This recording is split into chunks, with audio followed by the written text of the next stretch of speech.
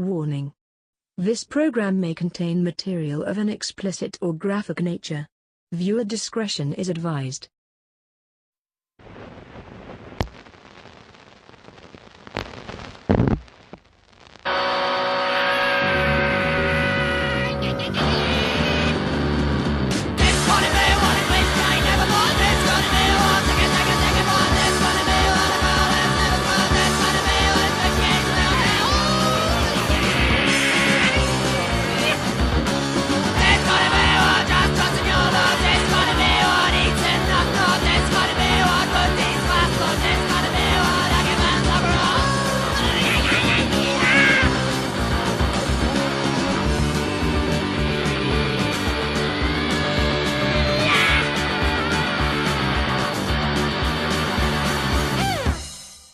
Broadcasting undead from the B Ward, this is Mortem. I'm Dom.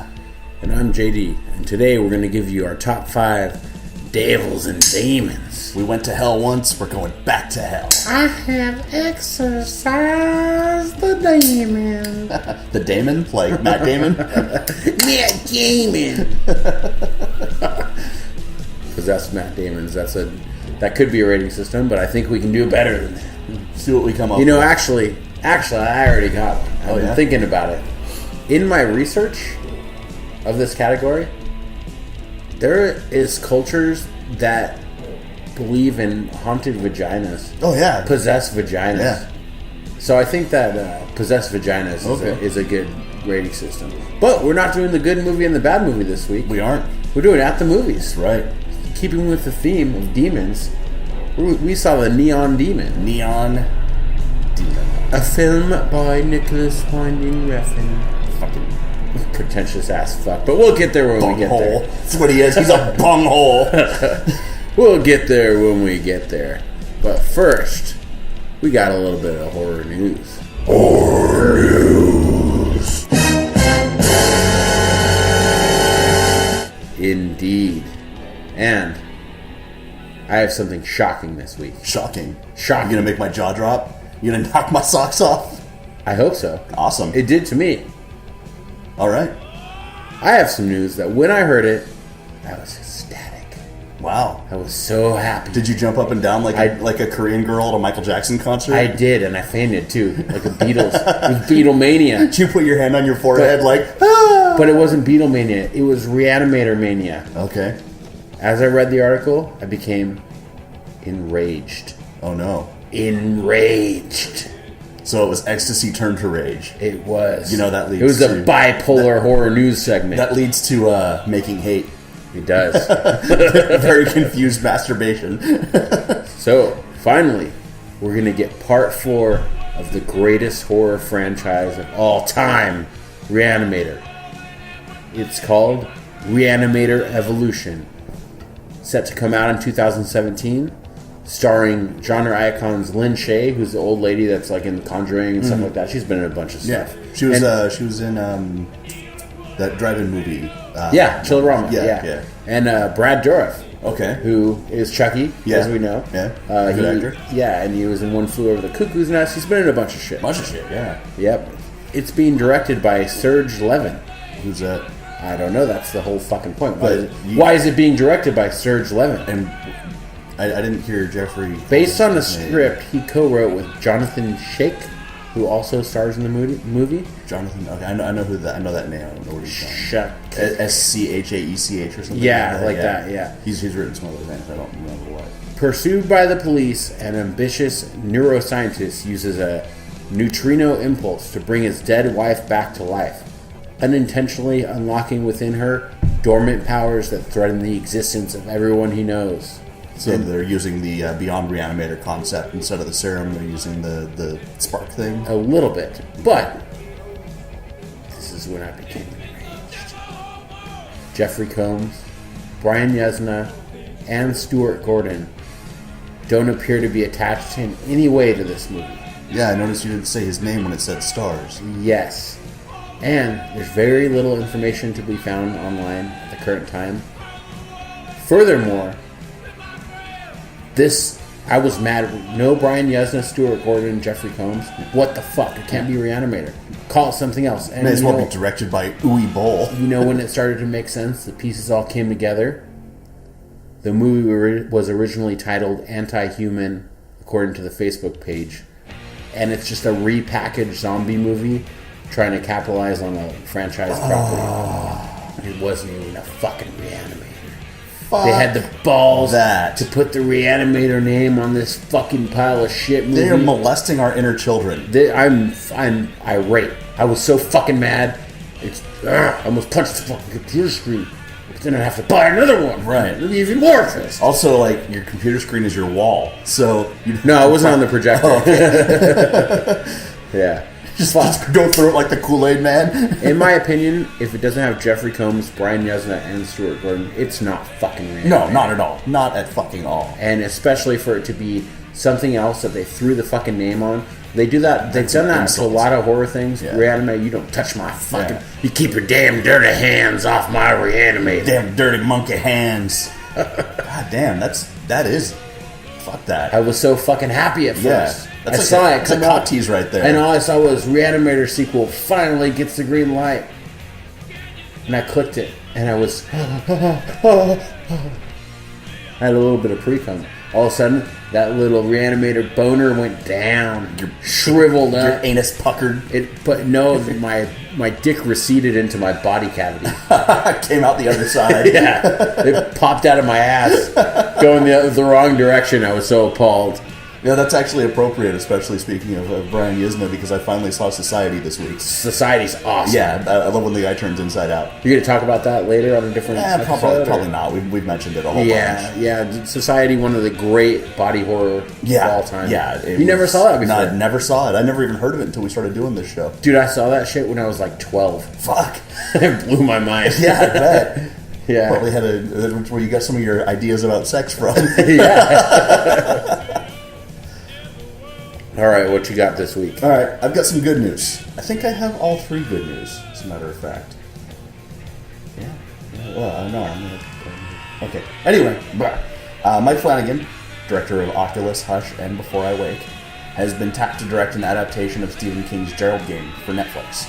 Yeah, that was my second piece, too, so I'm going to just pile on with you. Yeah, he was actually given the rights to it in 2014. Yeah, and it's just been no one had the faith in his ability to make a movie about this limited storytelling. Yeah, and Gerald's game has some abstractions to it that would make it very, very hard to make into a movie. In addition to that, I mean, if it's an hour and a half long of a woman tied to a bed, chained or handcuffed to a bed, right? It's going to be boring for a lot of people, but unless you do it very, very right. Yeah, he's showing a lot of promise. Yeah, for sure. The problems with Hush were in the script. Yeah, it wasn't with the direction, and as we've said, Oculus is very underrated. Yeah, I rewatched it actually. I rewatched it on Comcast On Demand, and it was the Sci-Fi Channel with commercials and shit, and it was still good. Wow, it was like the cut TV version. Yeah. Sci-Fi Channel version of Oculus. Yeah. I watched it with my daughter, actually. Okay. Creeped the fuck out of it. Yeah. Probably the safest way to do it. Yeah. Yeah, I go back and watch Oculus probably once a year since it came out. Yeah, it's good. I always know, find someone who hasn't seen it, and I'm like, you gotta watch this movie. Yeah, and Before I Wake, fucking awesome as well. So yeah, we've said before that we think Mike Flanagan's really just starting to pick up his game. Yeah. And if he can take that ball and run with it, he's going to be awesome. This is going to be a good test because he acknowledged in his interviews that there's two categories of Stephen King movies. Yeah. There's Stand By Me, there's Shawshank Redemption. Yeah. And then there's Christine and Cujo, where one's great and the other sucks. And he is a rabid Stephen King fan, and he said that when they veer off the Stephen King story so much and get so all what I like Cujo, I like Christine and stuff like that. The books, is that the ones you think suck? No, the movies of them. Oh, the movies. Yeah, the books are awesome. Yeah, the books are great. Cujo kind of sucks. Yeah, Christine, I like Christine. You know what I just watched too? Rewatched. Sometimes They Come Back. That one's good. That's good. Yeah, it's good stuff. Yeah. But he's a very passionate Stephen King fan, so this is going to be a great test for him. I'm excited to see where this goes. Yeah, and it's a passion project. I mean, he's been trying to get this fucker going for a while now. Yeah. And Netflix is finally giving him the fucking ball. Netflix, I think I think in 5 years, Netflix is going to be even bigger than it is now. Oh, yeah, for sure. I think it's really going to be like Netflix. You get Netflix or you subscribe to TV. Yeah. You don't need both. You know what I mean? That kind of thing. Yeah, for sure. The only thing is like sports and shit is the only thing really where they're... Yeah, but they're already getting those packages where you just subscribe to the sports network, so... Yeah, exactly. Yeah, split that shit all up. So, yeah, I'm looking forward to it. There's no set date to begin production, but they've committed to it. Yeah. They've committed to it, give it the backing, so he's just got to get his shit together and start filming this. Yeah. And for what it's worth, in terms of the we kind of crapped on Hush a little bit, it was very successful. Yeah, it was very successful, and it's not bad at all. Yeah. It's just... It could be better. I don't know. There's just some problems for me. Yeah. The concept was good, but it wasn't enough to carry a feature-length movie. Should have been a short film. It was a short, yeah, with the deaf girl and stuff, you know. Yeah. But, I say that, but in the last show I reviewed Don't Breathe, and that was the blind guy. Right. Kind of a similar thing, yeah. The blind guy, the deaf girl, you know. Yeah. And that was very successful. Right. So, I don't know, but... I have another piece of Mike Flanagan news. Okay. Something I didn't know about. An upcoming movie I thought would be a pile of shit that we've talked about. Mm-hmm. He is writing and directing Ouija, Origin of Evil. What? Did you know that? No. Yes.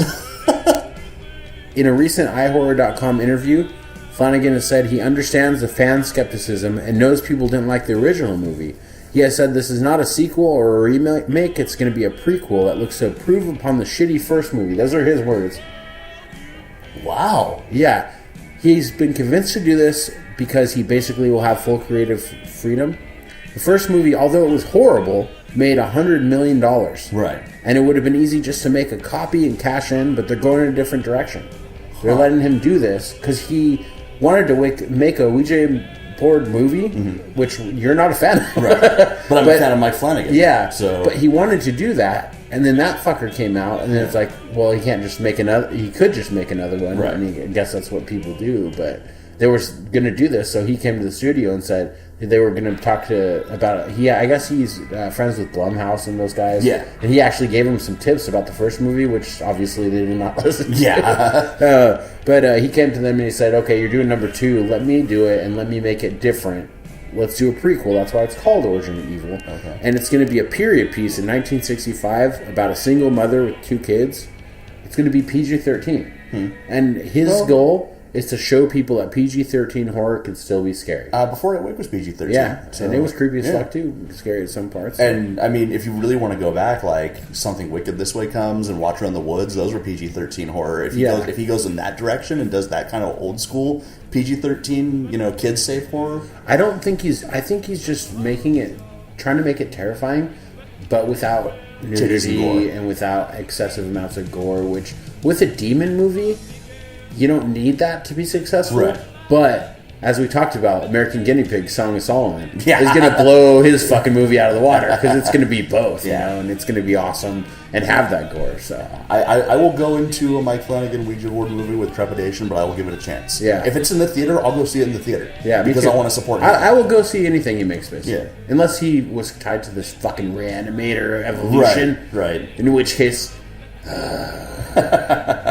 I'll stalk him. I'm gonna find that Sergey, whatever the fuck his name is.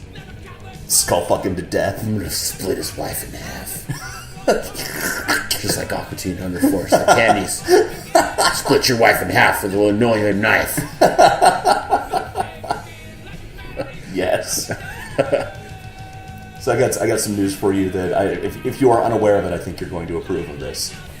A movie called Raw, a French cannibal film, is making headlines. I've heard about it. Yeah, I read that article. I think. Yeah, apparently it premiered at the Toronto Film Festival.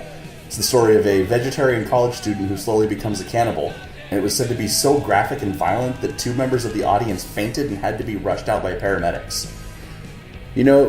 Okay, not to digress or go on a tangent here, but people couldn't handle publicity stunts. People or pussy people. I've heard that shit about movies that were horrible. Yeah, just because they're doing it. Hey, Grandma, you got insurance? Don't see this movie. That's Aunt Shirley passing out at the movie theater. But this movie also did win the Critics' Prize at the Cannes Film Festival, and that's generally indicative of quality film. And also, it boasts extreme realistic violence, and the French have proven that they can make a brutal and gory movie. If it's modern, new French extreme, the new wave of French extreme fucking movies, it's going to be good. Yeah. It can't be bad, you know? And the thing is, too, I've actually that concept has intrigued me for a long time, vegetarian cannibals, being a vegetarian. I always tell people, I would eat people, though. Right. You know? I have no problem eating a person, but... Yeah. So I was actually thinking about a short story before I heard about this, and not going to happen now. It's happening. There's actually a movie with Benicio del Toro and Tommy Jones called The Hunted or The Hunter or something like that, and he's a vegetarian serial killer who kills hunters in the woods.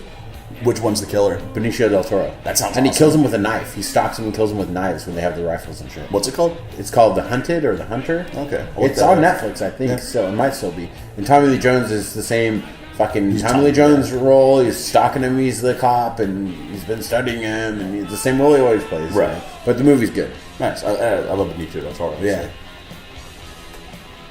All right. That's it for horror news. I actually got one more thing if you don't have anything anything Go else. for it.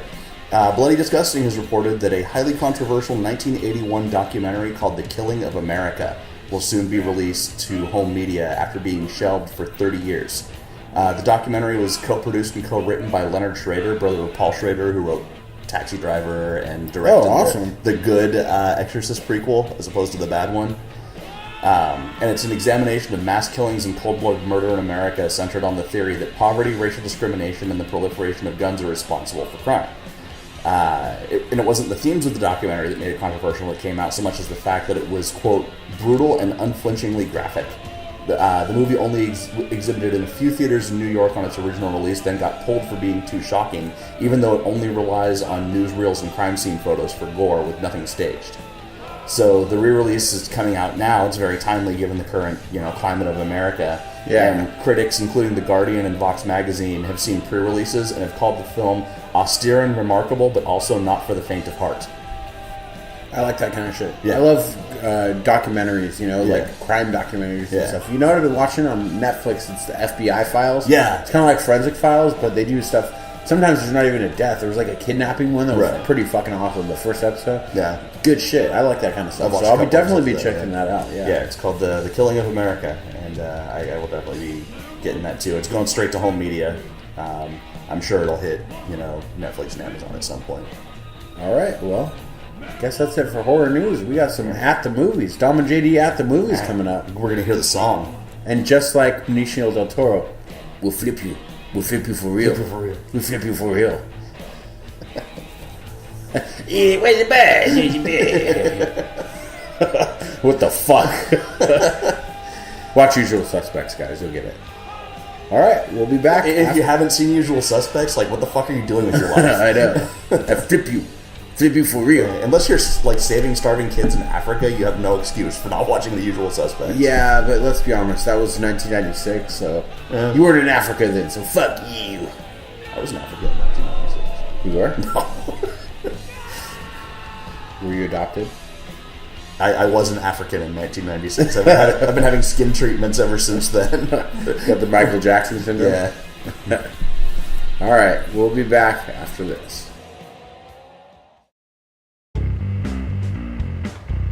Hi, thanks for listening to the Postmortem Podcast. If you want to support us, go to our website at www.postmortemshow.com and click the Amazon link. By clicking on the Amazon banner, Amazon will give a small percentage of the purchase price of your item back to the Postmortem Podcast at no additional cost to you. That's right. It doesn't cost you any money, we get money. You want us to keep doing this? You want more Doug Jones talk? You want more dick and fart talk? I don't care. We're going to do it. Fund our filthy, filthy habits. Yes, and they are many and they are fast. And most of them aren't legal.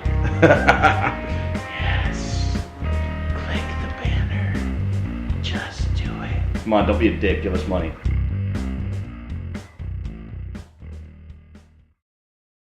We're back with the top 5 demons and devils. No, we're doing that?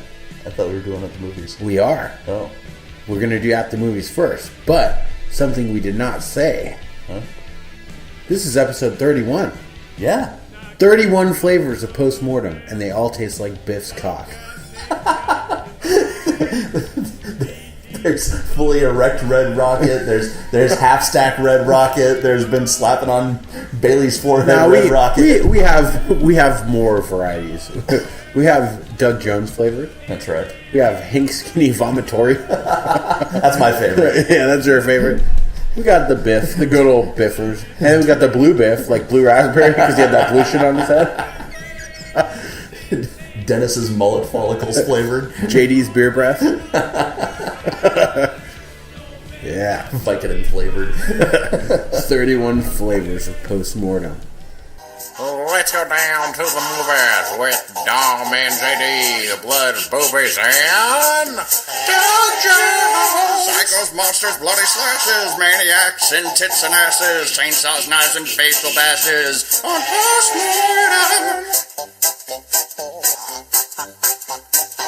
Let's go down to the movies with Dom and JD for some more Doug Jones. No, Doug Jones. This movie needed? Doug Jones. Doug Jones. Needed some serious Doug Jones. It's a movie about models. He's tall and skinny. Just give him the part. Yeah, he could have played the Elle Fanning's role. Truthfully, I don't think Elle Fanning's that good looking. I think Doug Jones is much better looking than Elle Fanning. Her people have evolved over time to where her neck is elongated so she can reach high fruits and vegetables that grow in trees. She's a giraffe. Elle Giraffe Fanning. Somewhat, yeah. Somewhat. I'm not going to challenge you to rewatch this movie, but just Google her, look at her fucking neck. Yeah. No, I noticed it. It's as big as her head. Yeah. The Fanning family has evolved over centuries. They came from Norway or somewhere like that. That's the way she looks. She's like Mecha Neck from He-Man. Came to America in search of high fruits. If she twists her waist, her neck gets a little bit longer. If she bends over all the way like she's touching her toes, she'll die from the blood rushing to her head. like those tribeswomen with the rings. It will take too long for the blood to get back to her body from her head that her heart will stop pumping and she'll die. Okay, 2016. Written and directed by Nicholas Winding Refn, starring Elle Fanning or Elle Fanning, whatever you say it, Christina Hendricks, and Keanu Reeves. Yeah, Keanu Reeves. The Neon Demon. When aspiring model Jessie moves to Los Angeles, her youth and vitality are devoured by a group of beauty-obsessed women who will take any means necessary to get what she has. And they did. This movie is essentially about a bunch of stuck-up bitches acting like bitches to the new girl in town. Yeah. Jessie, played by Fanning, is a sympathetic and sweet, naive character. Parents are dead, so she's all alone in this world, gets thrust into the modeling scene, which is cutthroat. I liked this movie the first time I saw it, when it was called Starry Eyes. Yeah. Yeah, for sure. Starry Eyes is so much better, though. Yeah. My first, I usually summarize things at the end, but I've got more to say at the end than at the beginning. My summary of this movie is pretty but pretentious. We're not going to spoil the plot. Essentially, there's a pretty cool twist at the end. Yeah, it was pretty good. It's better than the beginning. Yeah, and stuff, but the thing is, it was shot beautifully. It was lit beautifully. The costumes, the makeup, everything is beautiful. The scene where the one girl is waiting in her chair to have her makeup done, and her normal face is when she's talking, but then in the mirror her face is made up. Yeah, that was awesome. You know what? The music was awesome. I'm gonna go get the soundtrack, but it was like an awesome package with nothing in the middle. I disagree about the music. Really, I disagree about the music. I'll get into that more later, but like you said, all style, no fucking substance. Yeah, it's all style. Yeah. Nicholas Winding Refn has a great eye. Yeah, for visual images. Right. And Drive was a good movie. I like Drive. Bronson was a fucking amazing Bronson movie. is a fucking good movie. He's got chops. Yeah. But this movie, he went all style. Everything is stylized. And to some degree, it could be argued that sort of is what it's about, because it's about the modeling industry, and the modeling industry is all style and no substance. Yeah. But if you're going to do that, you still have to have some pokes in there. And he didn't have any pokes. That not only that, but the pace is incredibly slow. Yeah. It's so slow paced that it's hard to watch. It was hard to get through. Mm-hmm. And it comes off way too artsy. Trying to be artsy. Right. You know what I mean? This would be so beautiful. And even at the beginning it says, a film by Nicholas Winding Refn. And then NWR is like watermarked into the fucking credits in the beginning. And I want to choke him from that moment. Yeah. Even like the commercials and shit and the poster always said a film by Nicholas Winding Refn before even talking about the movie. Yeah. Even the poster art and By shit Film like that. Maestro. Yeah. About 18 minutes in, I was wondering if maybe this was just a waste of time, and I was looking forward to it because of Bronson, and I thought it was going to be good. You know? I think he thinks very highly of himself, and when he's directing some of the light flashing scenes and shit, I could see him up there on his pretentious high horse. Oh yeah, the lights flashing with the pictures and stuff. Right, it's just her face. Or and she's at the party with the slow mo. Yeah, strobe light and shit like that. Some of the score with the slow motion and stuff is just a little bit too much. Like, the music isn't bad. I understand why I also really like synth music. It's just too much, though. Like, okay, the music itself isn't bad, but how those scenes, to me, how they're framed and the music is going, and this music is supposed to be this driving force, and everything's in slow motion and super stylized and everything. It pissed me off because it was like the music and the visuals was all that there was in half of this movie. Yeah, nothing was happening. And so for that reason, I don't like the music, because I like good music. Like I said before about There Will Be Blood is a great movie, right? Right. But that soundtrack, how it's almost like a horror movie soundtrack, it made it even better. Yeah. It's great. But most of the movie's quiet. Right. There's too much music in this to me. If you rewatch it, there's too much music where no one's talking and nothing is happening. Okay. That's what's happening. Yeah. You know what I mean? It's just let the music go and let's look at this stuff. Let's watch these fuckers walk around and do nothing. There's no action, like horror movie music and scores and stuff. When the killer's after the girl and she's screaming and like the way it goes, fucking amazing. Right. And that music could have been good for some of that, But there's way too much of like music videos. I think it's like a collection of music videos. He was trying to go for like a hypnotic sense of dread, but failed. Yeah. I read some of the reviews on this fucker on IMDb, and people are like, "It's so brilliant," and then some people are like, "What the fuck?" Yeah. We mentioned that this movie was a big ripoff of Starry Eyes. Mm-hmm. It's also a gigantic ripoff of Beyond the Black Rainbow. I actually went back and rewatched Beyond the Black Rainbow. I need to see that. I still haven't seen it. Yeah. I'll have to get it over to you. Because Beyond the Black Rainbow was the same thing. It's like the slow, hypnotic pace using colors and music. But they were building something in it. And even when nothing was physically happening, it was about the tension between the characters. And, and the music was the driving force of the tension between the characters. And he was trying to do that, and the way he stylized it, he went more into an avant-garde and less of an 80s direction, but his use of light and color was the exact same. And that pyramid that kept appearing in her visions? Yeah. That's straight out of Beyond the Black Rainbow, shot the exact same way. Yeah. Shot with people responding to it the exact same way. It was like he saw Starry Eyes, he saw Beyond the Black Rainbow, he mashed them together, but then thought he would be super smart to make them in the modeling industry instead of the film industry. Yeah. To me, one of the best parts about this movie is Keanu Reeves. Absolutely. He nails it as a douchebag motel menacing. Yeah. It seems like nothing is going to happen until about halfway through when the first weird thing happens in a bathroom. Yeah. Yeah. And then things get weirder and weirder. I'm talking about the girl in the bathroom with her? Yeah. Not Keanu, but things get weirder and weirder. And to me, the last third of the movie is actually pretty good. Yeah. But there is a lot of being weird for the sake of being weird. Just being weird for the sake of being like weird. the mountain lion. Yeah. Well, no. Yeah. That and just, as you get to the last third of the movie, there's a lot of being weird. Just for that, not as a plot device. Yeah. It just like, okay, nothing's happened. Now we're going to give you all this stuff, but none of it's going to make sense. Right. And that pissed me off. So. Yeah. I thought that Jenna Malone was also pretty good. The makeup artist. Jenna Malone was really good. She was the best part of the movie to me, as far as acting wise. And she was very subtle, but I could totally tell the vibe. There was something happening, And she's actually the sister from Donnie Darko. Yeah. Yeah. All grown up now. Yeah. And, I thought that her and Keanu were probably the best parts of the movie. For sure. And the fact that Keanu Reeves, with his being Keanu Reeves' acting style, was able to just convey this, like, sense of menace and, like, this guy might fuck you up. It's, like, unsafe. When he's around, it feels unsafe. Yeah.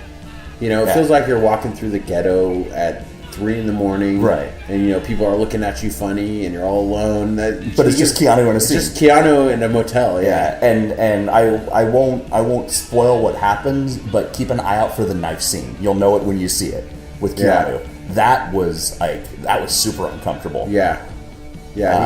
And he carried that so well because he was just like Keanu Reeves. I think it's all about the directors that use him, and I think that Wendig Refn, whatever, NWR, Neil Patrick Harris used Keanu Reeves right. Have you seen Knock Knock yet? A lot of people shit on it. It's by Eli Roth. It has Keanu Reeves as the star. I don't think I've seen it. It's real limited storytelling. You need to check it out. You would like it, I think, because I like it a lot. A lot of people shit on his performances being flat and stuff. But as someone who's in a committed relationship with kids and some of the choices that he makes as an actor, it made me really relate to him. Gotcha. You know what I mean? Because he's put in this bad situation, and you should check it out. Right. Everything would be a spoiler. Yeah. Anything I tell you about it would be a spoiler, so I'm not going to. I don't dislike Keanu Reeves. I just acknowledge the fact that he has a limited acting range. Yeah. But a good director that uses him the right way uses him to perfection. Like the Wachowskis used him to perfection in the first Matrix film. After that, it kind of fell off. Yeah, the rest of them were terrible. Bill and you Ted. see The Watcher? Yeah, that was good. Yeah. He was a serial killer. That was pretty good. So like I said, this movie has. I'll give you some negatives and some positives from my point of view, and you can tell me what you think about these. Negatives: too long. Yes. 2 hours long. Didn't need it. Yeah.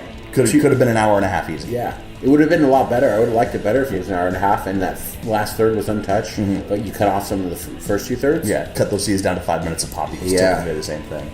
Too artsy and pretentious. Took too long for horror elements to get going. Yeah. The music being like a music video. I understand that the music is not... It's not bad music. Mm-hmm. It's just... It's music that I want to listen to independent of the movie. Well, it'd be fine if other things were fucking happening. Yeah, true. But it's only the music that's happening. Yeah. Why is it called the Neon Demon? Another fucking negative. There are no demons. There's no fucking demon. We watched this movie for At the Movies in honor of Devils and Demons. There's not a single fucking demon. Yeah, not one. Spoiler alert. Yeah. Don't be looking for demons. Yeah. Positives: Keanu, the Bobcat, lesbian necrophilia, and the grand reveal and build up at the end. Yeah. And like I said before, Elle Fanning has a long giraffe-ass neck, so she's able to reach fruit in high trees. That was my last positive. Okay. That she could get fruit for you and your family. It's a sign of evolution. Yeah. It is. Yeah. I would agree with that. I think Jenna Malone was good. I actually thought the 2 mean girls were good too.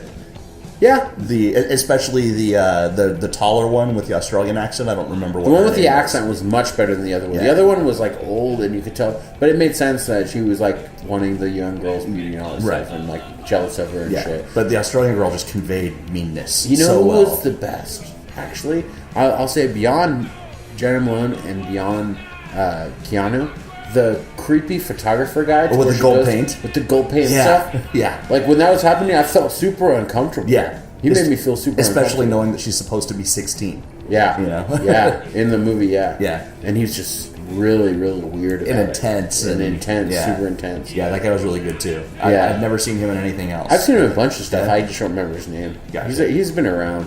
Yeah. So it did have its moments. It was just way too derivative and tried too hard to be artsy. Yeah, it's just way too pretentious and being artsy for the sake of artsy and being weird for the sake of weird and taking way too long.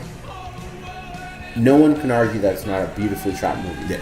It is a beautiful movie. It'd be great to put on in the background of a party or something. Yeah, that'd be cool. But if you could, especially if you could chop it up and put take out some of the fat, you know. Yeah. But it's beautifully shot. I will see another one of his movies. I'll see the next thing he makes. I'll probably see everything he ever makes. But I wish that when I heard he was making a horror movie, I was stoked. Yeah. I was really happy about it because Bronson conveyed this total sense of insanity. It was just nuts from beginning to end. And Drive had that very kind of claustrophobic, everything's about to go wrong feel to it. And so I was really hoping that he could convey that. And in the end, he did. It was just getting from point A to point B. He went to points D, F, and Q before he even went to point B. The problem is, I was excited. This is why I judged it so harshly while I was watching it. and you'll be surprised by the rating that I give it because I think it's going to be better than what you think I would give it. But when I heard it was going to make a horror movie, I wanted a horror movie. There's not enough horror in this movie. Yeah. Not till the last, like, 30 minutes. It's not... It's not really a horror movie, I wouldn't say. No, it is, but it's not. It's an art film with horror elements. Yeah. And I like art films. Like, I'm super into Kenneth Anger, and I'm super into, like, early, like, David Lynch. I just got the Eraserhead soundtrack on vinyl. It sounds so fucking awesome. Yeah. But, and you like the 9 Inch Nails shit? Yeah. Stuff like that? Beyond where the it's just Black Rainbow. images and shit, and I like that too. I'm okay with that. It has to have meaning, though. And a lot of the shit didn't have meaning. And if it doesn't have meaning, it doesn't have to be 2 hours long. Yeah. I can watch a bunch of images, and it can be cool for a while. Yeah. It's with like some of the comedy I like is just a bunch of fucking shit. Random gags, yeah. Random gags after another, like hot rod and stuff. It has a plot, but there's just random shit going on. Yeah, it's just a vehicle for the random gags. Yeah, exactly. And I'm okay with that. But it's not 2 hours long, and it's not dragging, and this was dragging. Yeah. So. Anything else you want to say about the Neon Demon? No, let's rate this bitch. IMDb gives it a 6.9. 6.9 at the time of my review that I wrote. Okay. Which was probably I saw this about a week and a half ago. Yeah. I think it's pretty close. Yeah. I'm going to give it a 7. Okay. Believe it or not. And I'm doing that because there's potential there. Mm-hmm. It's a lenient 7. Right. I was going to give it a 7, but going back afterwards and rewatching Beyond the Black Rainbow and seeing how much you just wholesale jacked from it, I'm going to cut it down to a 6 for. You think that just from See, I haven't seen Beyond the Black Rainbow, so I might have that same feeling. But I really need to see that. Maybe if you can let me borrow it because I'm traveling in the plane. I'm going to be stuck in the airports and all that shit. Going to Denver for Slave to the Death Match, so I'm going to have some downtime. All by myself in the airport. Maybe I'll watch it. That'd be a cool. I like to watch stuff like a Serbian film in the airport. Just bring Lucifer Valentine movies. Yeah, Lucifer Valentine movies, and just be sitting there with a martini. No, fuck that. Yep. So, what was our rating system? Possessed vaginas. Haunted vaginas. Haunted vaginas. Possessed cunts. Haunted vaginas. Kick her in the stomach and a ghost comes out. Boo, bitches! Try to enter, but somebody's already there. I think ICP has a song about that. We're going to switch this rating system now after that comment. I'm going to give it 7 giraffe necks. 7 fanning giraffe necks. 7 fanning family giraffe necks. Giraffe fannings. Fanning family evolutionary giraffe necks. Do you think that family is like the family in society, and that's just part of like her evolution, like part of her shunting? She just got her neck stretched too hard. Maybe they did the ring gimmick on them when they were babies and then cut them. Yeah. But maybe they did the ring thing and they made them out of a material that would dissolve over time. So they got the long necks, but not long enough to make it so that they couldn't keep their head up. Right. But then it dissolves when they when they hit puberty. Yeah, that could be it. Yeah, who knows? Yeah, I don't know if Dakota has a long neck. I don't think so. Yeah, it's just Elle, but she's younger, so like it's just like step by step evolution through the family. Yeah, maybe she's like the culmination of family maybe it will genetics. shrink back down after after time. All right, well, that's all we got to say about the Neon Demon. No fucking demons. I'm not saying not to watch it. I'm just saying go into it for what it is. Yeah. No demons. Maybe get really high before you watch it. I actually watched it sober. I thought I would have liked it more if I was really high. If you watched it like on hallucinogenics or something, you probably like it a lot more. Yeah, that's one of those kind of things. And because it takes so long and you feel so comfortable for a while, you might actually have a bad trip. We'll be back with our top 5 devils and demons, much anticipated. Yeah, we've been talking about this list for a long time. We have. And we keep forgetting about it. And we finally put it together.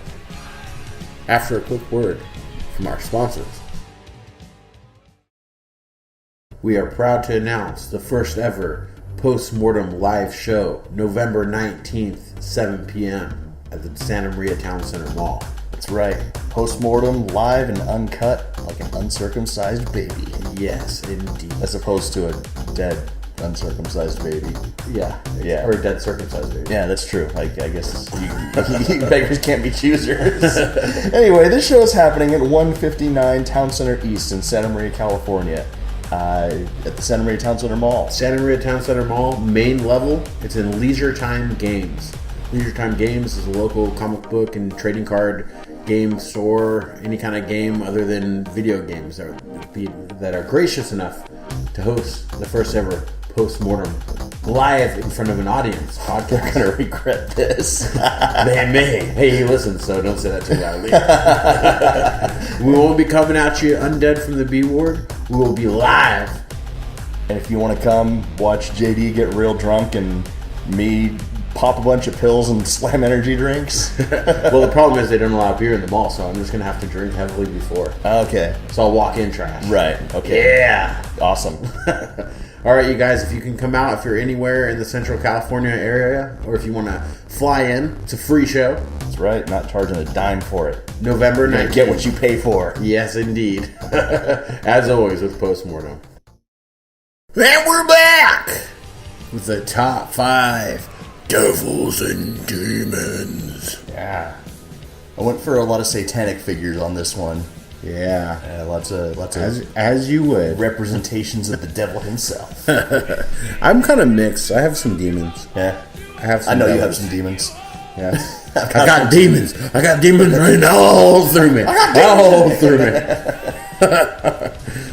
All right. So, we went places, I think that, well, I don't know your list personally, but from talking to you about it, we went places you expect us to go. Yeah. Maybe a couple places you didn't. I kind of reached back and watched or pulled from some movies that I'd seen a long time ago, and now I want to go back and watch all of them again. Yeah, for sure. You too. Well, Want me to kick it off? go ahead. Sure. My first one comes from a place of great nostalgia for me. I wouldn't say that this is... It's a horror comedy, so it's not fully a horror movie, but it's one of... I wouldn't say it's the first horror movie I ever saw, but it's the first one that's really ingrained in my mind.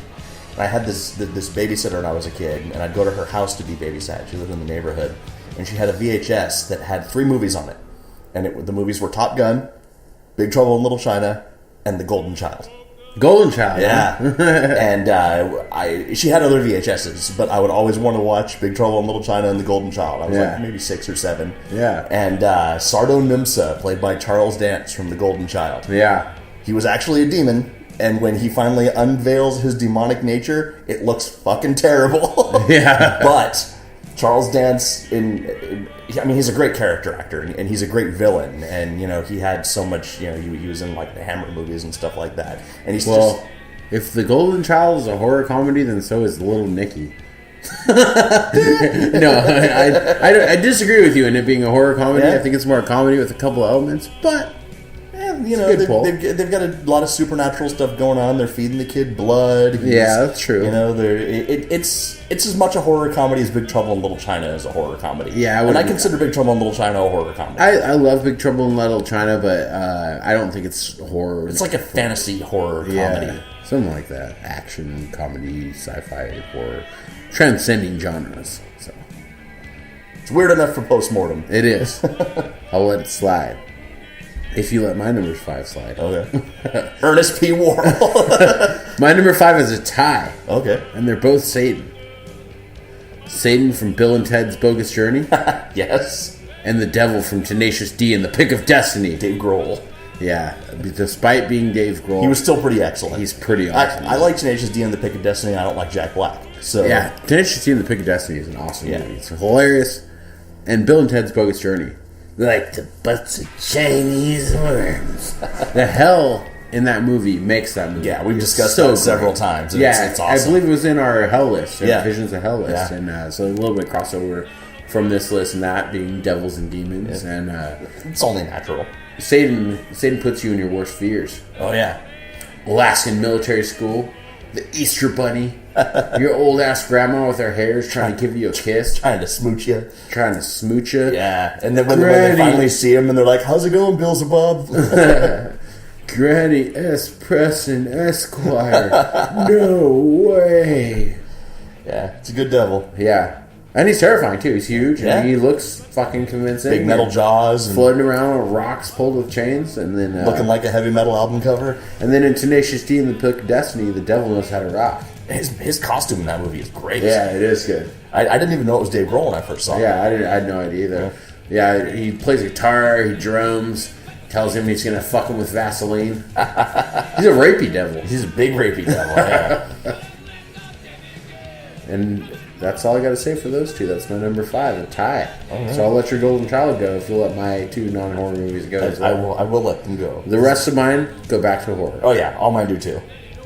My number 4 is Mr. Frost, played by Jeff Goldblum from the movie Mr. Frost. Yeah, I actually, in my research, I had forgotten all about that movie. Yeah? And I didn't put it on my honorable mentions because I couldn't remember that much about it. Okay. But I remember seeing it a long time ago. And I remember it being pretty weird. Yeah, it's a really good movie. Jeff Goldblum is Mr. Frost, and he's a serial killer who gets arrested and taken to, they plead insanity, and ultimately he gets taken to a mental hospital. And it's never really clear whether he's actually the devil or just thinks he's the devil, but the way that he behaves and the way that, like, kind of weird shit happens in the movie, I'm pretty sure he's actually supposed to be the devil. Yeah. And the whole point of it is he has this therapist that's like an atheist, hardcore science chick, and he's trying to convince her that he is the devil, and he wants her to kill him, because if he can get a scientist to believe that he's the devil and to actually kill him because he's the devil, he will have ultimately won. Yeah. And so he's like trying to do evil by creating faith, and like at one point it seems like she might be falling for him, but then at the same time she's totally repulsed by him. Yeah. And he's just so manipulative and just fucking slick as a fucking turd, you know? Yeah. Yeah, that's a pretty deep pull. I forgot all about that movie, but I did notice it when I was Googling. I was Googling myself late at night. You Googling yourself, thinking about Jeff Goldblum? Yeah, and then Jeff Goldblum came across, and I was just wondering, maybe someday Jeff Goldblum and Sam Neill put their ears up to my chest as it heaves. Nature finds a way. And then nature will find a way. Jeff Goldblum will be taking a shit in a porta potty, and I'll bite his head off.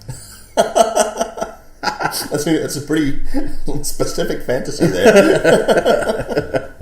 I like Jeff Goldblum. Oh yeah, he's a great actor. I think he's a great actor. Even like Independence Day and stuff. He nailed it. Yeah, I love Jeff Goldblum's black gymnast daughter that kicks velociraptors' asses. No, I don't.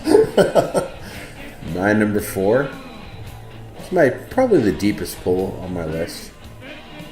Character by the name of Jeez from a movie called Low.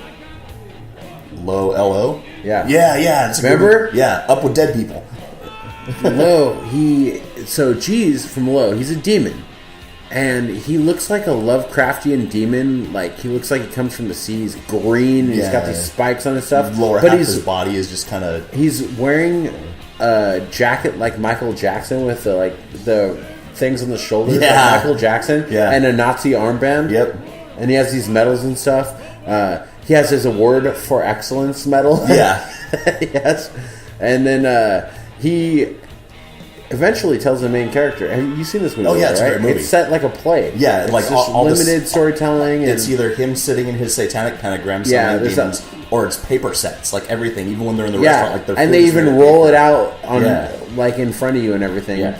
It's awesome. I loved it. It was on Netflix for a while. They took it off, but you can watch the whole movie on YouTube because I needed to rewatch it just so I could get the names right of what I'm going to tell you. And if you can't find it as Low, you can also find it as Up with Dead People. That was the original title, and they changed it to Low. Oh, really? Yeah. No, it's if you YouTube Low, you'll see the full movie and it has Italian subtitles. Okay. Yeah, it's on there right now. So as of today's podcast, so he says, "I'm going to tell you a little story." That's the way he talks. Yeah. Through song. And then his band, G's and the Go-To-Hells, perform the song Demon Girl. That's right. Yeah. And if you listen to the end of this show here... Oh, we're going to hear it?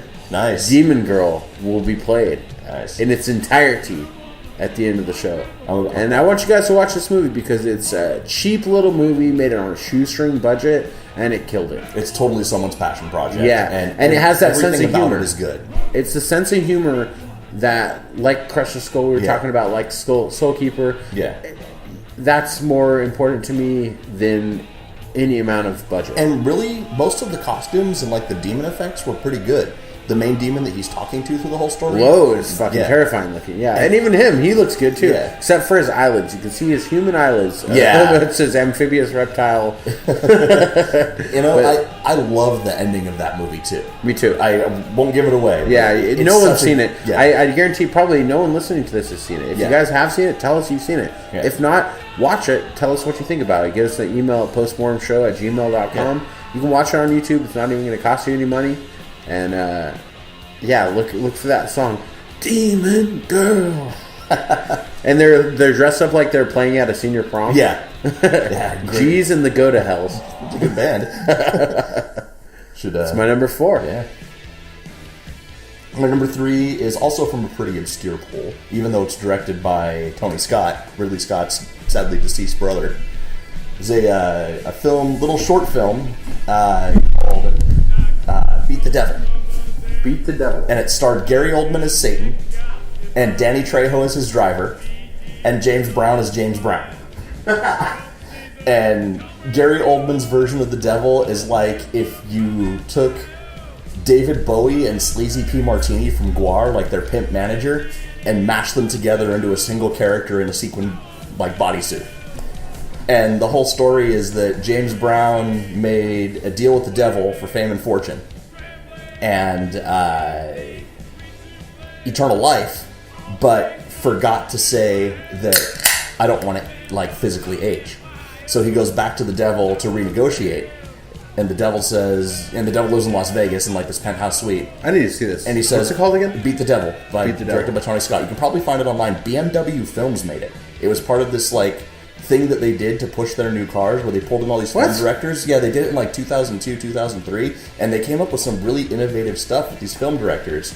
And so, yeah, the devil says to James Brown, I'll tell you what, I'm bored right now.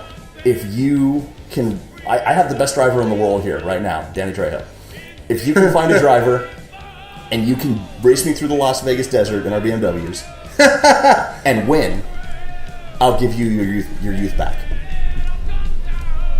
Go ahead, Bill. You can cut that. We don't need to cut it. Okay. I had to nimbly, so if you're listening and you heard a little bit of sounds, I had to climb over the table around to get myself a beer because the most agility I've ever seen. I'm like a fucking ninja, an alcoholic ninja. I'm of the night. Of the alcoholic night. Of the alcoholic night. Light on my feet. Like a gymnast. A ballerina, if you will. Like a sugar glider. Have you seen that? Sugar glider. Have you seen that video of James Brown that I posted? Yeah, where he's all poked out on the news. Yeah, I need to post on Postmortem with this episode. They actually subtitle James Brown in this movie. Like, you can't understand anything that he says. He's just talking. Makes it so much better. Yeah, and then they subtitle it. So yeah, so they race through the desert, and I'm not going to spoil the ending, but it's got a cool ending, and the ending has a really awesome cameo by Marilyn Manson. And like, remind me after we're done recording because I need to see this. Yeah, it's pretty amazing. Sold. Yeah, and Gary Oldman is the weird sequined, like, bored David Bowie devil in Las Vegas. Gary Oldman is one of the top 10 actors I would choose to play a devil. Absolutely, yeah. I love Gary Oldman. Yeah, he's so good. He can do no wrong. I mean, even in shitty movies, he's good. Yeah, he's always good. Yeah, and he could play any ethnicity. Have you noticed that about him? Besides black, maybe. I mean, maybe if they put him in blackface, but that'd be extremely offensive. I saw a movie where he played a guy who was I don't remember what it was called, but he was a cocaine dealer, and he thought he was Jamaican. That's True Romance. Yeah. True Romance. He's like, he acts like he's Jamaican. Yeah. And he has an accent and stuff. And then he's in other movies where he's like French or fucking like Israeli or like a white, dude English, from New York, Canadian. Doesn't matter. He could be Sid Vicious. He could be Commissioner Gordon. Yeah, he's fucking crazy. He could be Sid Justice. He could be Psychos. He could sell his broken leg better than Sid. Probably. That was a tangent. I want to see a short film of Gary Oldman reenacting wrestling promos from the 80s. That would be awesome. I want to see Andy Samberg do that too. That'd be cool. That would be cool, yeah. So we went from your James Brown Devil BMW movie to talking about me jumping around getting beers to wrestling promos to Sid Vicious to Gary Oldman, and now we're back on the Postmortem Show. The top 5. It's the tangent show, man. Top 5 demons and devils. You know, we haven't been on tangents like we used to do. Yeah. We've been kind of concise. It's because we've been sick and I've been medicated. Yeah, but we've been more professional radio personalities. Right. Instead of just talking about random shit like dog's dicks, we've been... Wait, that's exactly what we've been doing. That's the show in a nutshell.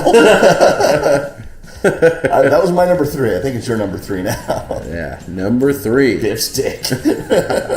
My number 3, as I've said on previous episodes, a little movie I hold near and dear to my heart. The first movie I remember seeing, horror movie, Angela from Night of the Demons. Yeah. Great demon. The voice is terrible. Yeah. But the demon is good. The costume is great. The costume is great. Teeth. Yeah, the slime. Like the slime on the teeth. And Night of the Demons 1, amazing. Even 2 and 3, I still like them. Remake, horrible. But that's one, if they could get the original Angela to play, and they had another Night of the Demons, I would love that shit. Yeah. When I heard they were going to make a remake, I was amped. And then it came out, and it had Shannon Elizabeth and fucking Edward Furlong. Eddie Furlong. The Furlong Curse. Like, furlongs are a measurement, I believe, for something, right? They're like a reverse measurement? It's an actual measurement, like a furlong. Like in real life? Yeah, in real life, yeah. And they need to re-establish what it means. We need to redefine it, and it is a measurement of how much something sucks. The more furlongs it has, the worse it is. God damn it.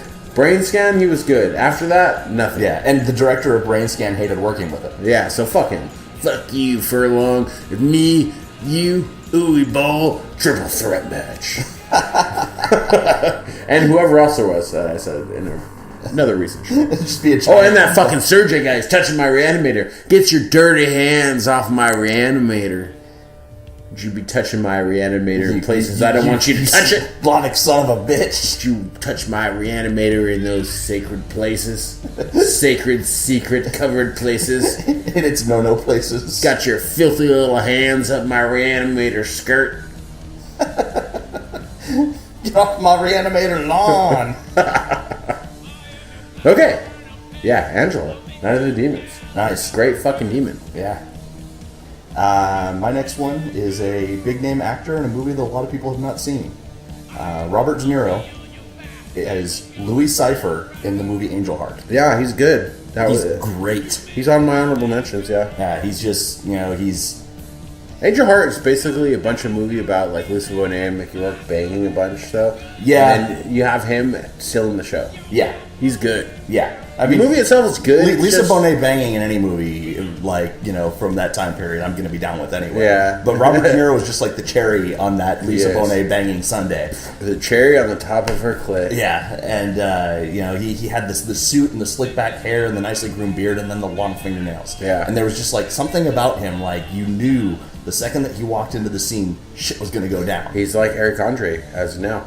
Eric Andre has his fingernails all grown out all along and he hasn't washed his hair or taken it back for like fucking 6 months. Well, he's like you notice that? That's why his hair's all natural. Yeah. And his fingernails all. And right when you see him, you know something's going to happen. Something fucking weird is going to happen. I don't know how Eric Andre is going to continue with his method of comedy now that he's getting popular. Like, people see him coming, they're going to know. Yeah. Not just, he's just going to have to redefine himself. Yeah, that's true. His costumes and shit. Yeah. He's going to have to, when he gets the budget, it could be like Jackass, where they make himself look old. Yeah, you know what I mean? He just has to kind of redefine himself like that. He'll have to get creative. He'll have to be the David Bowie of comedy. Yeah, ranch it up, he's bro. kind of like a modern day... 311 was an inside job. Right Investigate 311. I have this friend that, like, he hates 9/11 conspiracies. Like, for whatever reason, they just make him so angry. Like, I don't know why, but, like, there's, like, anytime you want to piss him off, you say Bush did 9/11. And he's like, fuck you. And so I made these Bush did 9/11 pictures, but it was like Gavin Rosdale from the band Bush.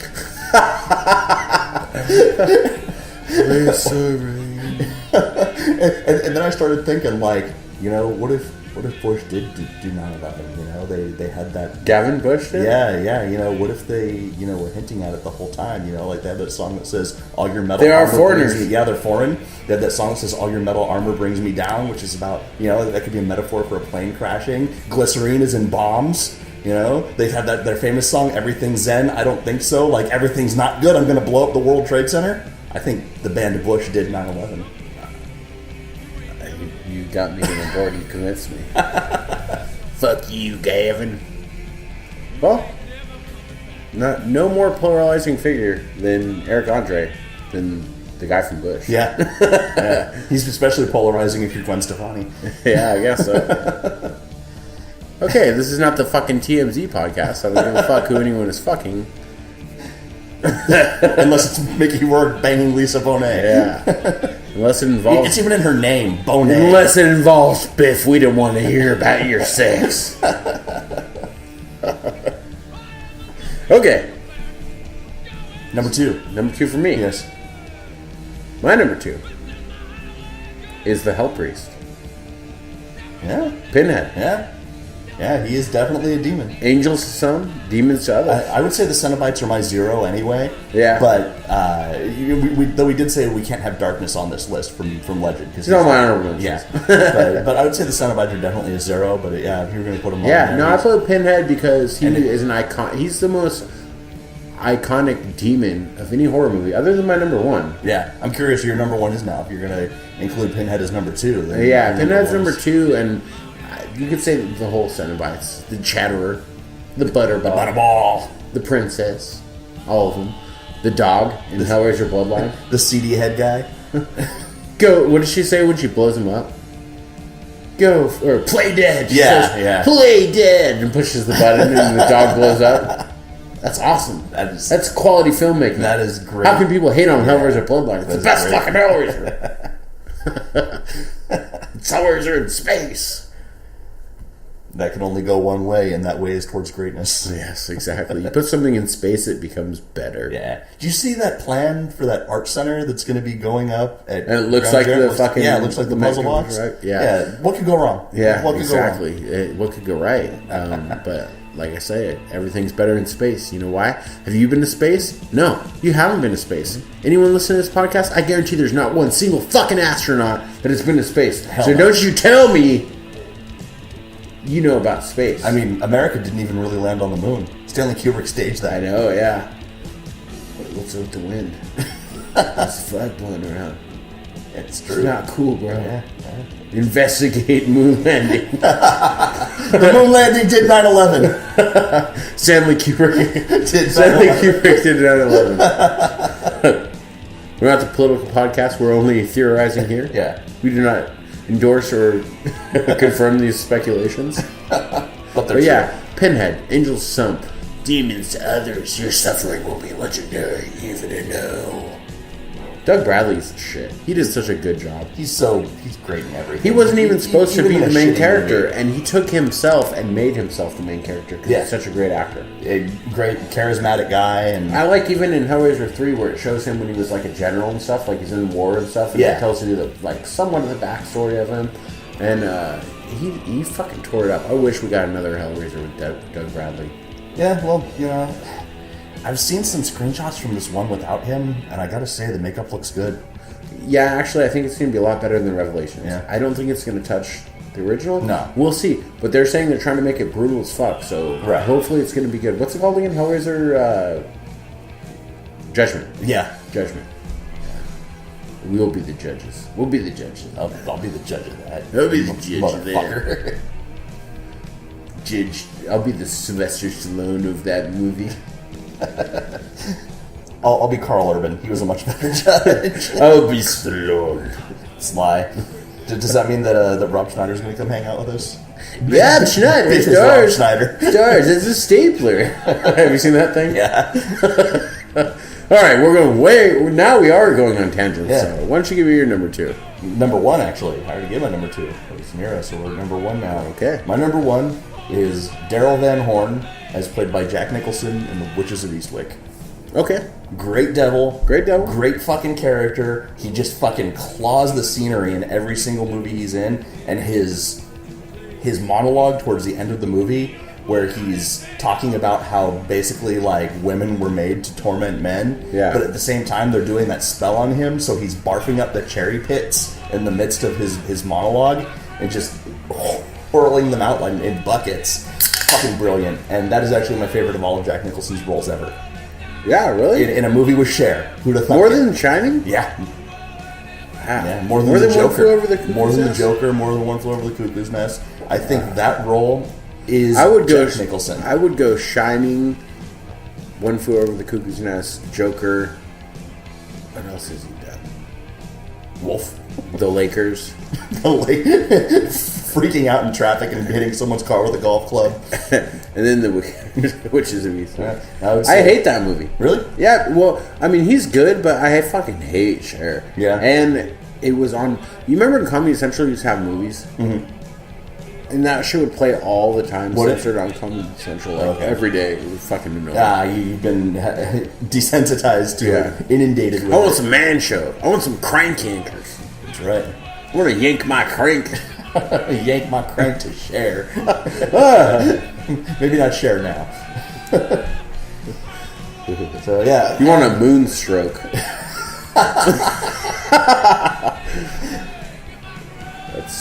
That's awesome. It was a deep pull, but I think I got it.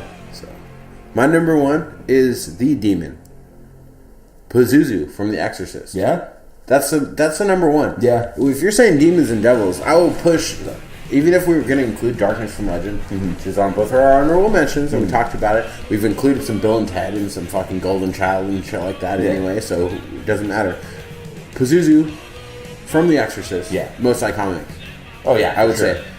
Beating Pinhead, even. That's why you said you're curious who my number one is. I went the most blatant, obvious choice because this list deserved it. This list, we have some honorable mentions and stuff, but it's not a meat and potatoes list like some of them have been. Right. Where there's countless choices. Yeah. You're kind of restricted, so. Yeah, it's kind of taboo. The Exorcist will hold up forever. Oh yeah, for sure. It will always hold up. It's my number one on my top 100 movies. I know. There are movies out there that I think are more entertaining than The Exorcist. There are movies out there that are definitely technically better than The Exorcist, or that you could watch more times in like I watch The Exorcist once every couple of years. Yeah, and that's all you need. Yeah, because it's like the power of Christ compels me. Yeah, to do it. Absolutely. Yeah, and I actually think that The Exorcist 3 is a more entertaining movie than The Exorcist. In terms I know of you're into that, and you know what? I don't even remember The Exorcist 3. I need to rewatch that because you've had. I think he was on your good guys list. Oh yeah, George right? C. Scott as Kinderman, and it's Kinderman was your number one good guy, wasn't he? Yeah, or something else. Yeah, Old People maybe. One of those. Yeah, he was very good. But Exorcist is such a classic and such a genre-defining movie and such a perfect in a nutshell film. Like, there's nothing wrong with The Exorcist at all. Even the stuff that, like, you watch it and you're like, oh, that special effect isn't good right now. That's kind of silly. It doesn't fucking matter. Yeah. You put yourself in the movie theater in the time period when that movie came out. You've never seen anything like it. Even now. Yeah. It's scarier than Exorcism of Emily Rose and the first time you see that movie, the first time anyone sees that movie is a defining moment in their life. Yeah. Especially horror fans. Yeah. Yep, I remember seeing it on VHS from Blockbuster. I rented it from Blockbuster. Yeah. And it was like a special edition or something. So yeah. They re-released it with like the crab walk scene. Yeah. It wasn't in the original movie and stuff. Like, and a couple other things. They put the Pazuzu face in more. Yeah. I really think that that original cut, that original theatrical cut, is the best. Yeah, for sure. That's the one that I prefer. Yeah. First time I saw it, I was in 8th grade, and I had this friend, and his name was Street. Like, his given name was Street, and his mom. His real name was Street. His given name was. His real first name was Street. Yeah. Why isn't he a professional wrestler? He should be, huh? Yeah. I have no idea what he's doing now. Street, if you're listening, hi. But I was staying the night at his house, and his mom was super religious, but she wasn't controlling. Like, she would let him, like, I saw Faces of Death in his house and stuff. Yeah. But like, before we watched The Exorcist, like, she sat us down in the dining room and, like, talked about, like, the dangers of demons and, like, all this stuff, and, like, was like, I want to pray with you and all this stuff. And, like, at the time, like, I didn't really have much of an opinion on religion. I was in 8th grade, you know? Yeah. So I'm like, all right, cool, whatever. And then she let us watch. Like, just let me watch the fucking Exorcist. Yeah, exactly. I just want to watch the fucking movie. Amen. Yeah. So, you know, we watch the movie and we watch it beginning to end, and it's fucking enthralling, and then we turn it off afterwards, and it's time to go to sleep, and we're in the living room, and I'm laying on his couch, and he's laying on a mattress on the floor, and we're just kind of quiet, and there's like that punctuated silence in the room. You know what? I don't want to cut you off, but think about if he was a professional wrestler. the street sweeper, the side street. It's endless. The side street. Yeah, the side street. Mean The street, one-way the street. mean street, the Mean one- street. yeah. The one-way street. Yeah, he should be. He was kind of a small, skinny guy though, so he would have to be like a cruiserweight. Unless Fuck him. he'd be 36 by now, so maybe he got fat like I did because I was skinny then too. So we're laying there in the living room. There's this punctuated silence, and I'm on the couch, and he's on the mattress on the floor, and I just start going. And he's like, "Dom." After the movie? Yeah. You've told me this. Yeah, we're in total I don't know if it was darkness. on the... It might have been on the podcast. Was But I it? remember you telling me this story. Yeah, we're in total darkness. I start making that noise, and I just keep doing it. He's like, Dom, and he like finally sits up and like shoves me a little bit, and I jump up and I go, Dom's not here anymore. And he fucking screamed like a little girl and ran into his room and locked the door. He doesn't have what it takes. Yeah, and I had to Cutting you straight, your jobber. Job street. You're not getting booked. I had to like turn on all the lights and like go to his room, and like he had locked himself in his room. Like I just told Did him. you scratch at it? Did you go up in his attic and make thumping sounds? Rigged up a candle so that when he Rats in turned, the attic. yeah. That's one of my favorite junior high experiences. I'm really glad that you told that story. I think that's the best part of this show so Yeah. far. The best part of this episode. So With The Exorcist. we'll see what you guys think. But we have some honorable mentions for you. I believe, Not long, Dom, actually. you're first. Yeah. Probably gonna have a lot of crossover on this. Yeah, probably. My first honorable mention are the Black Angels of Hell and Regurgitated Sacrifice. Oh yeah. Sexy guy demons who beat the fuck out of you. John Milton, played by Al Pacino in The Devil's Advocate. Yep, on mine as well. It was sort of a tie between him and De Niro and Angel Heart, and I went with De You didn't know Niro which because one you wanted. it's a lesser known movie. Yeah. Lucifer, played by Peter Stormare in Constantine. Love it. The movie sucks. He is great. He fucking owns it. Yeah. Peter Stormare is so awesome. Yeah. And everything. Yeah, and he just like he had this vibe in the movie that he was just like this guy that was like an excess junkie, but he was totally burnt out on it, and like nothing drove him anymore. And that weird lisp that he added to his already kind of weird Swiss accent, just like all the little subtleties. His tattoo that poked out of his shirt that really didn't. If you guys haven't, if you don't know the name Peter Stormare, and if you haven't seen or remember Constantine, you know Fargo. He's the guy with the wood chipper. Yeah. 8mm. He's the porn director. Yeah. Killing machine. Kill him. Kill them all. That's the arrows in his neck. You've love that fucking You've movie. seen Peter Stormare in something. Everyone has. You know, actually, I had this time where like I think I was on mushrooms or something, and it was before the internet was really around, and the name Peter Stormare was stuck in my brain. Yeah. And I couldn't picture what it was until finally, like I didn't have there were no smartphones, so I had to like wait till I got home and fucking got on the internet and was like, who the fuck is Peter Stormare? Oh, that guy. Okay, cool. Yeah. So, Good character actor. He's a tall, sweet. He's in Lebowski. Yeah, too. yeah. He's what the fuck is he in Big Lebowski? What's He's one of the guys that are working with the Big yeah, Lebowski. yeah, that's right. Yeah, and he's just creepy. Everything he does is creepy. Yeah, he's got that something. He looks like a drug addict, kind of, but maybe he is. Maybe He looks like a kind of guy that would walk up to a stranger and sniff them. stranger sniff. Good move. So yeah, Peter Stormare. That's your friend Street's finishing move. The The stranger stranger sniff. The Stormare stranger sniff. Stormare sniff. Triple S. Satan, played by Viggo Mortensen in The Prophecy. That's it. Almost was on. That was my number 5 before I went with the funny choices. Mm-hmm. Yeah, I love The Prophecy. The Prophecy 1 is one of my favorite movies. Absolutely. Number 2 is pretty good. It's passable enough. The rest of them are horrible. Yeah, went downhill. And Christopher Walken is amazing in that movie. And- And Glenn Danzig as well. Yeah, that's right. I forgot he was in that. And dude from Pulp Fiction, what's his name? The red hair. Eric Stoltz. Yeah, Eric He's Stoltz is good. good, Everyone yeah. is good in it. Yeah, and I think Viggo Yes, Mortensen actually out creepied Christopher Walken. Oh, he did. Scene. But He's supposed to. I could lay you out and fill your mouth with your mother's feces, or you could talk to me. Yeah, yeah, and he basically the whole thing is he's going against Gabriel because he is the master of hell. He's Satan, Lucifer, and he doesn't want a second hell because that would be one hell too many. Yeah, that's what he says. It and the makes little sense. girl in the prophecy. Yeah. You ever see the blood come out of a Chinaman on a cold December morning? They don't bleed like us. Or maybe it was just the gold. Mary. It's a good movie. Yeah. That movie... I'll probably watch that tonight. Yeah, that movie was a game changer for me when I saw it. I saw it right when it hit video as a kid. I like religious horror movies that are good. Yeah. Not that are shitty, but like The Exorcist, The Prophecy. They're powerful movies. Yeah, for sure. Elias Koteas was good in that movie. Casey Jones. Fuck that guy. Actually, speaking of that guy, though, I liked him next on my list in Fallen. When he was the convict that was possessed by Azazel. That was great. On my side. Yeah. And they move. You know what, though? I would like Fallen so much more. He was almost on my list, too. But Shocker. Wes Craven's Shocker. Yeah. They stole the concept of the touching from Shocker. Oh, Remember Shocker? Yeah. Where we go through people through the electricity and shit. Shocker's fucking awesome. Shocker. There's a book. I have the Shocker novel. Really? There's a book of it? It's a book. Did it come out before the movie?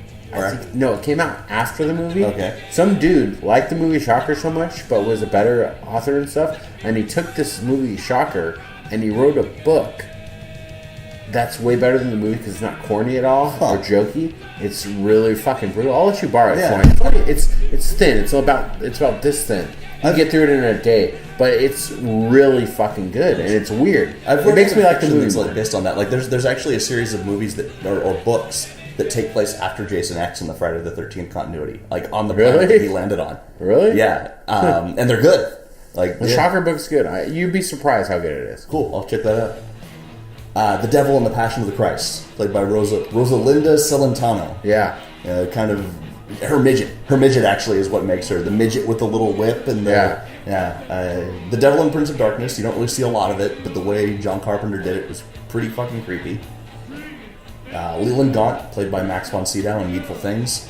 Dude, that was another one that was on my list, and I had to just make room. I love Needful Things. Yeah, it's one of such a great Stephen King story. Yeah, it's one of the better adaptations of a Stephen King story, and the shop and everything, and just that Max von Sydow is a great actor. Yeah. And he really made that real. And he went from being the exorcist turn people against each other and stuff. And he was so manipulative, but like everything he said when it came out of his mouth, you wanted to believe it. Yeah, and he almost was like he's a devil. He's turning people against each other, but he doesn't really lie too much. He's just telling them these things they want to hear. Yeah, they already feel this way. Yeah, and he basically uses inconvenient truths and things like that. Yeah, exactly. Yeah, and that's the best way to do it. You know, they always said, like in The Exorcist, he's a liar, but he mixes his lies with truth. Another shitty movie with the father of lies, Lord of the Flies. Another shitty movie with a great devil depiction. End of Days. Satan, played by Gabriel Byrne. Fighting Arnold Schwarzenegger. Yeah, Gabriel Byrne is a good actor, but he's so fucking good. Yeah. And then he went on to do Stigmata afterwards and played the priest and was awesome in that too. Yeah. It's kind of a crossover there if you think about it with The Exorcist and Needful Things, and then you have End of Days and Stigmata. Yeah. Priests becoming devils and shit. Devils becoming priests. Yeah. And Gabriel Byrne's a great actor. Everything he's in is good. And he was so good as a devil. He was just so fucking suave and he was a businessman. And everything that he was doing was like just a negotiation. For sure. And in the time that it came out, the late 80s, early 90s, where, the whole Wall Street thing was happening, it was very timely for that. The Djinn, Andrew Divoff, Wishmaster. I love the Djinn. Dude, if I would have thought about that as a demon, it would have been on my list for sure. I love Wishmaster. I saw him in the theaters. Wow. It's in 1996, right? Yeah. I was 11. Yeah, I worked in the theaters. My dad had to go and take me and my two friends to the theater because it was R17 or whatever, and they were real strict in Lompoc about that. So he had to sign us in. Basically, we watched Wishmaster. It blew my mind that the party scenes. Yeah. Fuck, I love Wishmaster. Yeah. So underrated. Yeah, definitely. And he's an iconic character. Yeah, very much so. Even though, like The Prophecy, first one is awesome, second one, and then it goes worse. And then they made another Wishmaster without him. Yeah. Without that actor. Yeah. Andrew Divoff. Yeah, the actor that got to play him was actually okay. But the first, he wasn't Andrew Divoff. Yeah. And in the context of the shitty movie, it didn't mean much. Yeah. And the thing too is you had Tony Todd, you had Kane Hodder, you had all these you had Wes Craven. Yeah.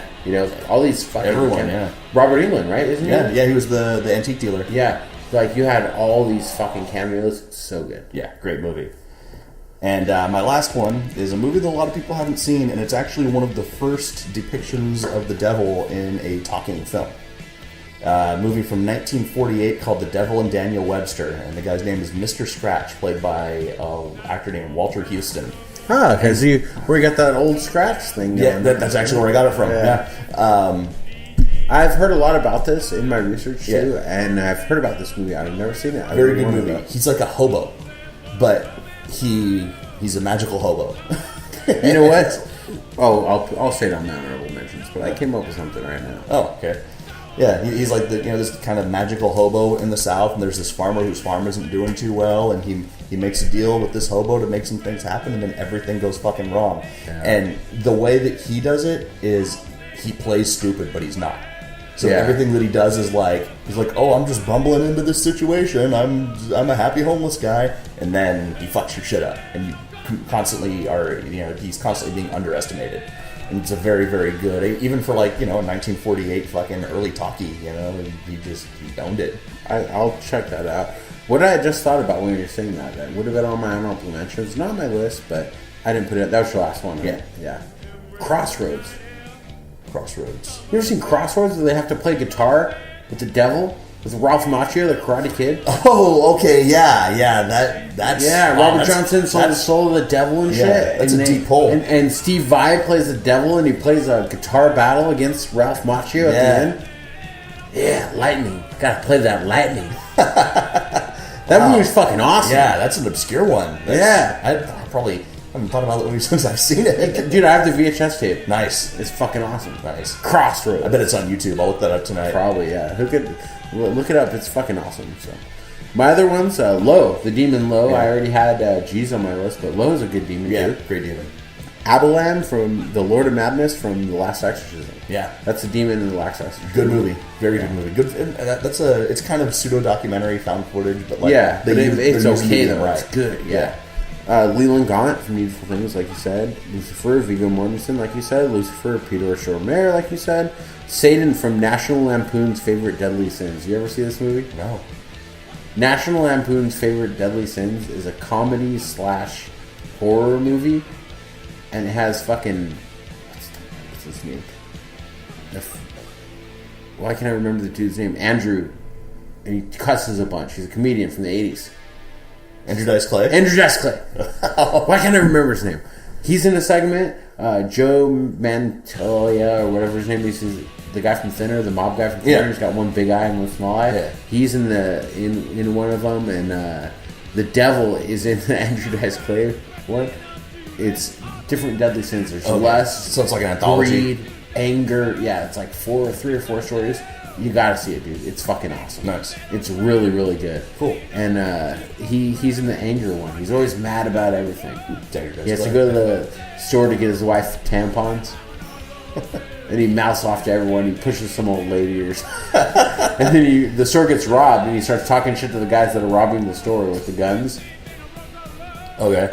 And gets shot. And it goes to hell. There's a devil. Yeah, it's fucking awesome. Yeah, you gotta see that movie. National Lampoon's Favorite Deadly Sins. Hard to track down, but I have it. Nice. I looked for it for years. I saw it when I was a little kid, and I looked for it for years. Legion of Demons from Exorcism and Emily Rose. Mm-hmm. The Legion of Demons, they call it. Azazel from Fallen. Al Pacino, The Devil's Advocate. The Darkness from Legend, like we said. The Jungler from Deliver Us from Evil. You see that, Deliver Us from Evil? I haven't seen that. Kind of newer horror movie? No. Good movie? Pretty good. Decent. Cool. Good demon. It's worth watching. I would rather watch that than the Neon Demon. I'll tell you that. That's on Netflix, isn't it? Yeah, it is. I'll check it out. Maybe it is, maybe it's not. There's a Deliver Us from Evil on Netflix. That's a documentary. Okay.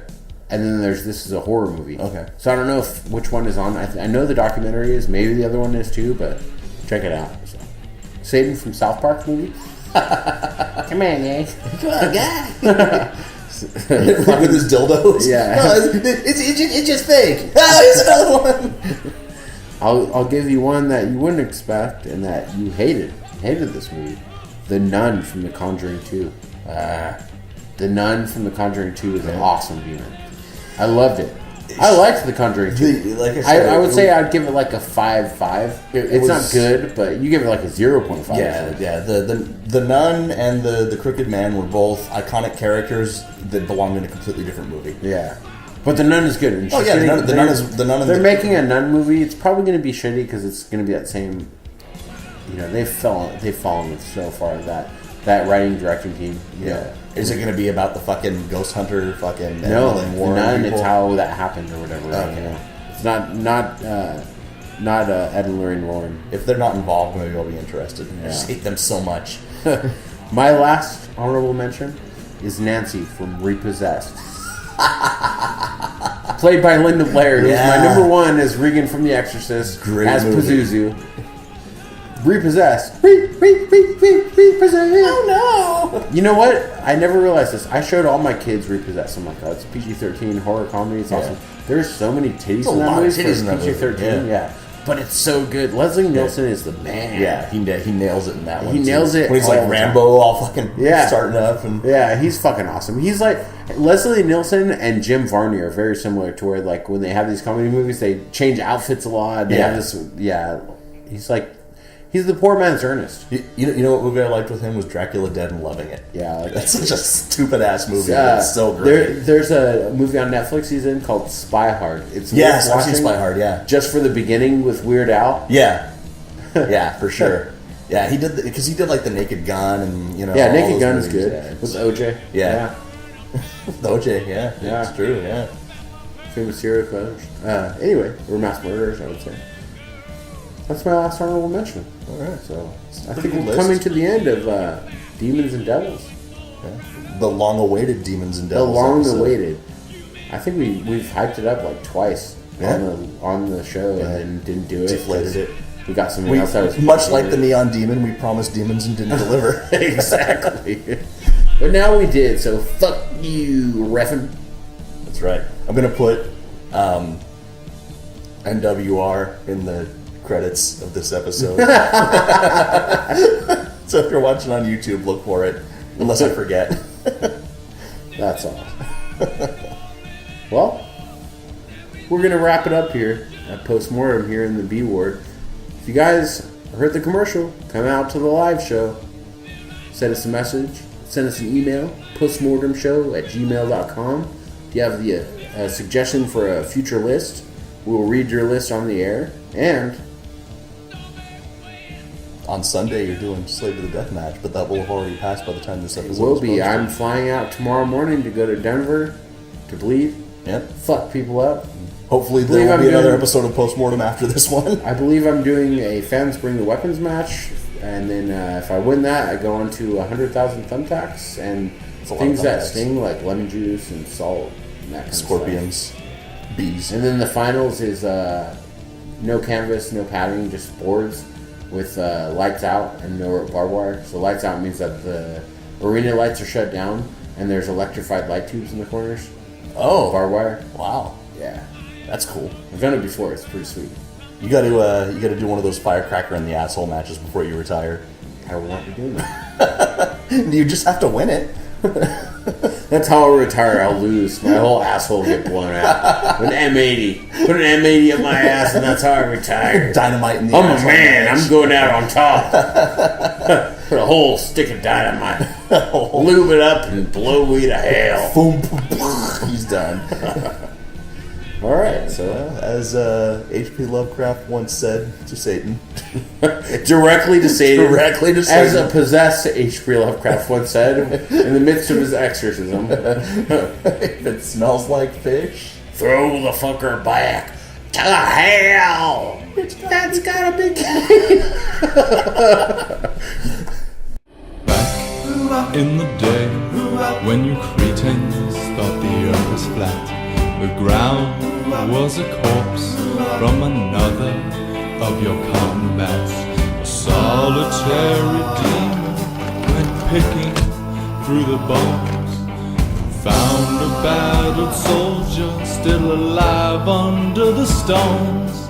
The soldier looked up, still numb from the shock. He ripped out his heart, put it into a rock.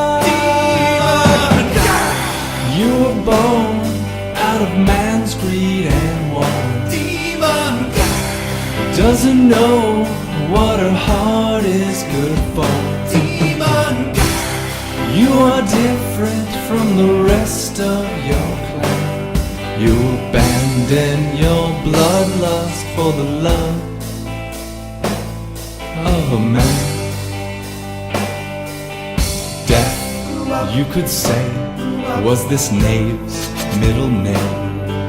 A flick of its tongue sent the mighty to the flames. It had no use for mercy, just a hunger for your soul. Somewhere lost inside it was a deep and gaping hole. The centuries marched on, and its heart felt the sting. The mountains looked down every night, and they'd sing. Demon God. You were born out of man's greed and war. Demon God. She doesn't know what that heart is good for. Demon God. You are different from the rest of your clan. You abandon your bloodlust for the love of a man. Can I get a little saxophone?